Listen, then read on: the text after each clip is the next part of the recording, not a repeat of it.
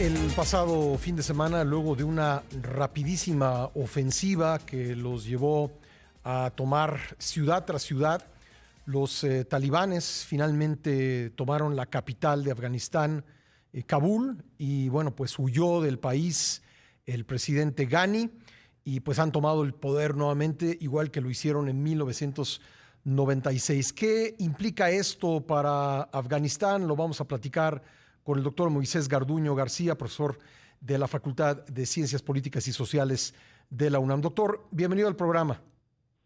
Buenos días, Pascal. Un saludo para usted y para nuestra audiencia. Muchas gracias por invitarme. A ver, se dice que ha retrocedido el reloj político un cuarto de siglo, doctor, con la nueva toma del poder por parte del Talibán. Pero realmente, ¿qué podemos esperar de este nuevo gobierno? Sabemos que declararán un emirato islámico el país, pero bueno, finalmente los líderes son distintas personas. ¿Serán distintas las ideas?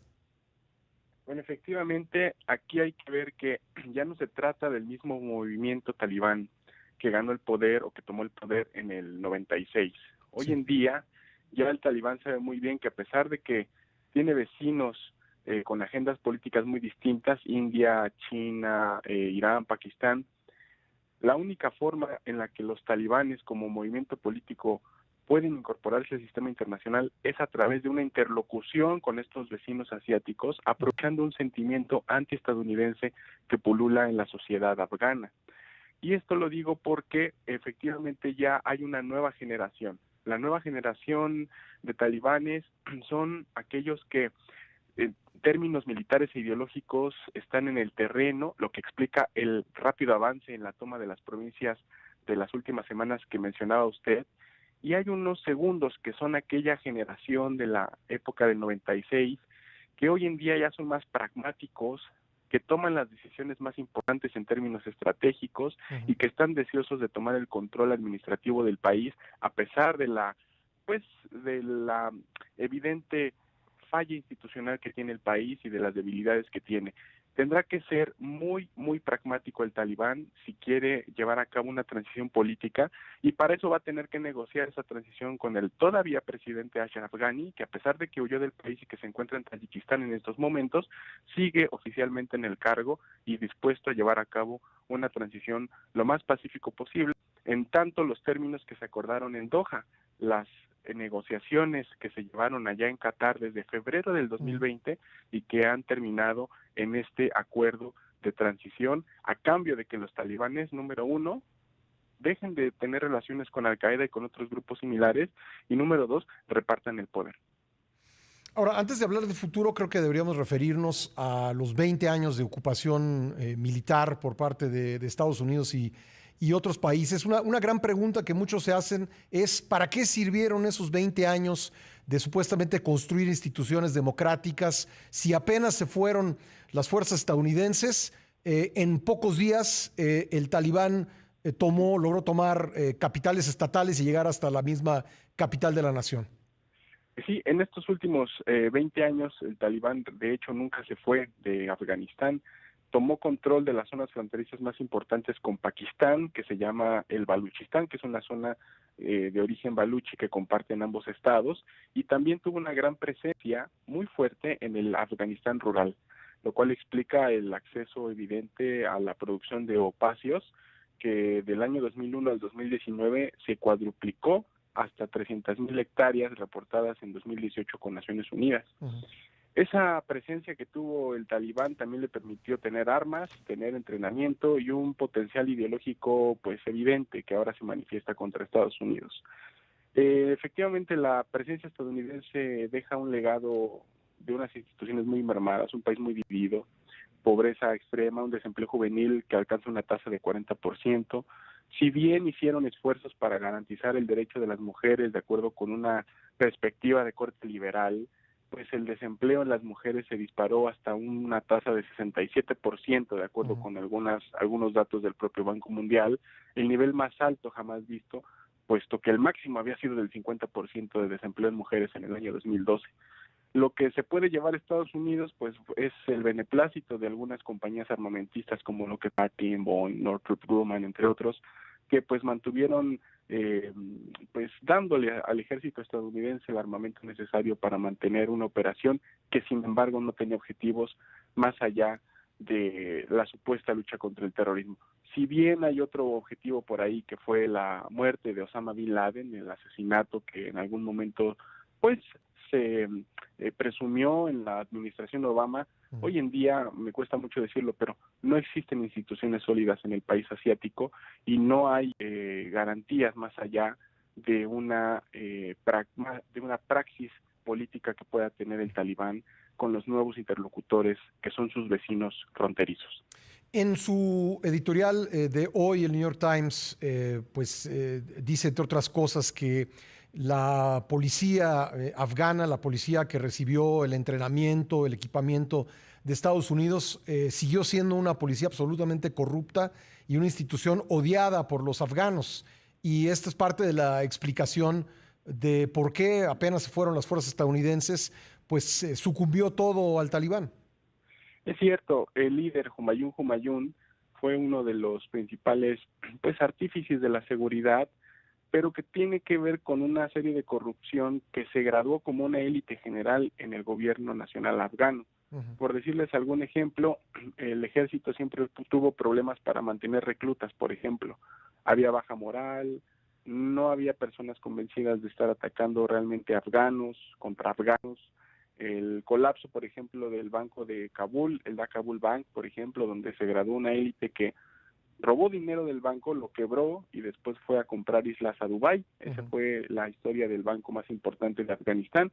Si sumamos eso con lo que comenta usted de Humayun Humayun en el sector de la seguridad pública, pues vamos a ver también que el Estado realmente estaba descompuesto desde un inicio, ¿no? Entonces, ante la salida de Estados Unidos se crea un vacío de poder que solamente los talibanes, que han tenido presencia histórica en el país y que además con algunos reportes dicen que tienen todavía el 34% del apoyo social, particularmente en la zona rural, pues ahí se puede entender perfectamente la velocidad que tuvo el Talibán para tomar nuevamente el control fáctico de las calles, ¿no? Y una cosa hay que decirlo, en las últimas horas se reporta que Humayun Humayun está negociando con los talibanes para quedarse en el puesto y seguir gobernando el sector de la seguridad pública, lo cual es peligroso para los propios talibanes porque si hay unas personas corruptas en el gobierno nacional, valdría la pena muy bien evaluar qué de esas personas con altos índices de corrupción pueden o no quedarse en sus cargos después de lo visto en estos últimos 20 años, ¿no?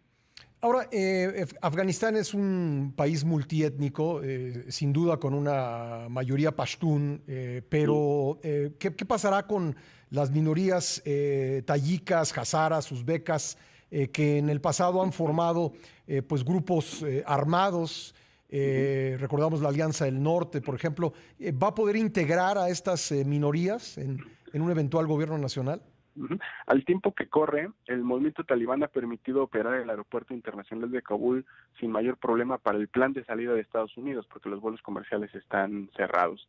También ha permitido el traslado del personal de la OTAN y de países europeos, y en esos traslados se ha permitido que algunos llamados señores de la guerra, como se le conocía mediáticamente, se les ha permitido abandonar el país sin ningún... Como Dostum, por ejemplo, ¿no?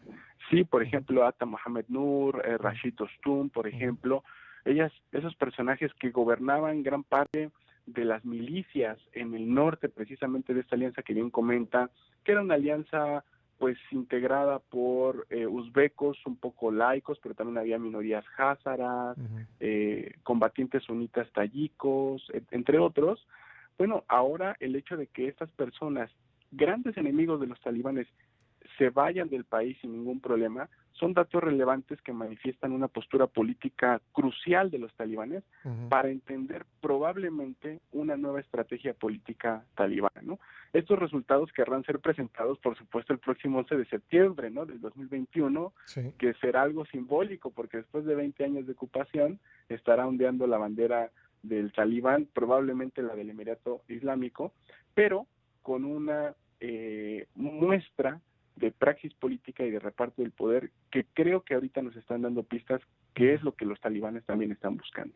Ahora vemos multitudes desesperadas tratando de salir por avión o por tierra de Kabul. ¿Esto cómo debemos leerlo? Porque si nos atenemos a los discursos de los líderes, que muchos de los cuales todavía están en Doha, donde se llevaron a cabo las negociaciones, pues parecen moderados, pero en el terreno se ve mucho más radical el movimiento.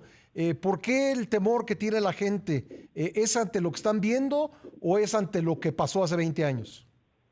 Me parece que las personas que están en el aeropuerto, en un análisis sociológico tendríamos que pensar que son las personas que pueden migrar, que de alguna u otra manera pudieron tener relaciones con el gobierno nacional de corte, pues a lo mejor algunas licitaciones, empresarios, gente que se estaba acomodando más o menos a este régimen corrupto que estaba pues pululando y carcomiendo las instituciones afganas. Uh-huh. Entonces me parece que la gran mayoría de las personas que están en el aeropuerto son esas personas que en conjunto con el ejército norteamericano y las fuerzas de la OTAN están tratando de salir, porque recordemos, nuevamente los vuelos comerciales están cerrados y la única forma de salir es por medio de la relación con alguna de las fuerzas armadas de la ocupación.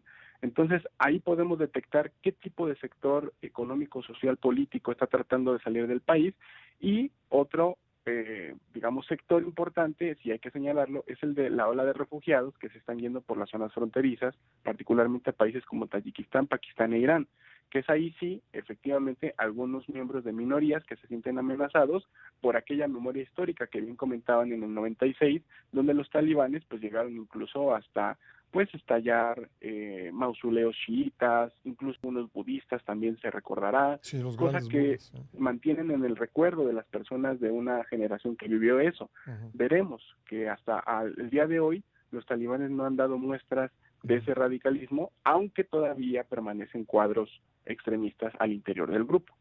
Por ejemplo, en el tema de la educación de las mujeres, es donde escuchamos un discurso de Doha y un discurso en el terreno. ¿Tendrán, digamos, una postura distinta respecto de las mujeres y en particular de su educación estos nuevos talibanes? Ese es un tema muy interesante. Recordemos que en Afganistán, cuando se instauró el régimen comunista, antes de lo que pasó con Estados Unidos, el régimen comunista también tenía una política hasta cierto respecto a las mujeres, aunque suene un poco paradójico. También tenían situaciones legales de amplia libertad. En el caso de Estados Unidos se tuvo, cuando después del 2001, un gran avance, sobre todo en términos de derechos humanos, pero el acceso al empleo, por ejemplo, es terrífico, es muy malo el acceso al empleo, no hay garantías. En términos de educación, yo creo que ahí los grupos más conservadores tratarán de quedarse en el sector, porque a final de cuentas es gracias a esa ideología anti-injerencista, anti-imperialista, de corte islamista, que lograron generar ese apoyo social que hoy les tiene de nueva cuenta en el poder. Eso es preocupante para los derechos de las mujeres, la defensa de los derechos humanos en general, las minorías sexuales, entre otros que se sientan atacados con estas políticas que sin duda pues traerá una especie de revolución cultural y eso sí es de grave preocupación en términos de lo que leemos en el discurso de la esfera pública. Han dicho que van a aplicar la Sharia, por ejemplo. Y habría que ver en qué otros sectores se va a aplicar y cómo se va a aplicar. Ese sería el punto, porque recordemos que los nuevos vecinos fronterizos tampoco son, o sea, los nuevos aliados de los talibanes potenciales, ahora China, Pakistán, Irán, por ejemplo, Sí. no son países que se caractericen por una postura liberal a favor de las mujeres. Y esto de alguna manera puede facilitar una integración del talibán con ese discurso en donde se dice que los derechos humanos es una forma de injerencia de Occidente en la forma cultural de los países, etcétera, sí. Y hasta cierto punto puede tener el apoyo de ahí de China, que a pesar de que es un país anti-Sharia, con la minoría uigur que tiene frontera con Afganistán, justamente en la zona de Xinjiang, apoyaría a los talibanes siempre y cuando la praxis política de este nuevo gobierno potencial, hipotéticamente hablando, pueda satisfacer la estabilidad que necesita China en sus fronteras, ¿no? Sí.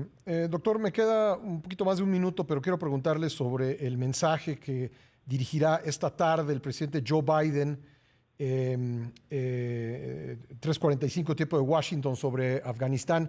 ¿Qué debemos esperar de este mensaje de Biden? Bueno, a mí me parece que va a tratar de justificar su decisión, que no es de él, ¿no? O sea, desde Obama y luego Empezó a salir pasando de con, Estados Unidos, ¿no? por supuesto, y si algo le podemos realmente reconocer a Trump de las poquísimas cosas que hizo fue que él pudo hacer garante este pacto de transición y la retirada de el presidente afgano Ashraf Ghani Sí. desde aquel momento. Eso es lo que le podemos decir a Trump. Pero Biden va a tratar de vender esto a la sociedad norteamericana, porque recordemos que hay todavía una fuerte polarización en Estados Unidos, y una de las cosas en donde sí había un común acuerdo en la opinión pública norteamericana era que querían que regresara el ejército norteamericano, porque lo consideraban en diferentes encuestas, en el Research Peer Review, entre otros, como la guerra más larga e inútil jamás librada por Estados Unidos. Esto es lo que yo creo que va Biden a tratar de generar para su gobierno en el próximo discurso, y obviamente pues tratará también de justificar el realineamiento estratégico de sus tropas, que si bien se van de Afganistán, se realinean en otros estados clave para la política exterior norteamericana, Emiratos Árabes Unidos, Israel y Arabia Saudí. Pues doctor, un privilegio platicar con usted, le agradezco mucho y ojalá podamos mantener el contacto respecto de lo que va a venir seguramente en Afganistán. Muchas gracias. Por supuesto, Pascal, un saludo para usted y su audiencia. Muchas gracias. Gracias, doctor el doctor Moisés Garduño García, profesor de la Facultad de Ciencias Políticas y Sociales de la UNAM.